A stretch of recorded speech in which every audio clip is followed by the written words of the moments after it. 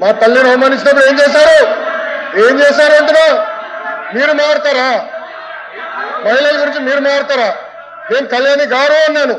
నాకు మహిళలు గౌరవిస్తాను మా అమ్మ నాకు నేర్పించింది సార్. మీ నాయకుడికి నేర్పించలేదేమో, నాకు నేర్పించారు.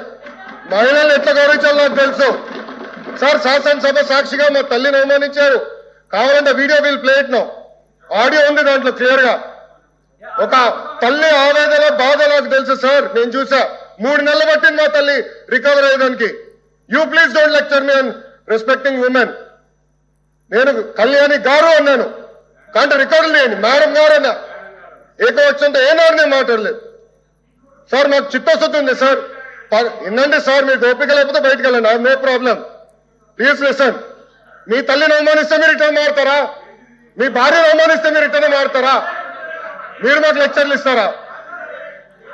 నేను మేడం గారు అన్నాను, కళ్యాణి గారు అన్నాను. సార్ ఏమన్నారు?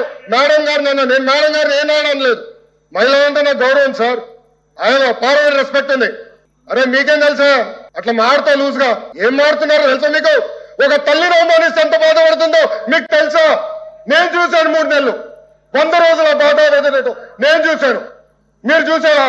ఒక మహిళ అవమానిస్తే, శాసనసభ సాక్షి అవమానిస్తే ఎంత కుమిలిపోయిందో నేను చూశాను. మీరున్నారా? మాట్లాడచ్చు మీ తల్లి గురించి మాట్లాడతారా? ఈరోజు ఇదే మీకు నేర్పించింది మీ ఇంట్లో.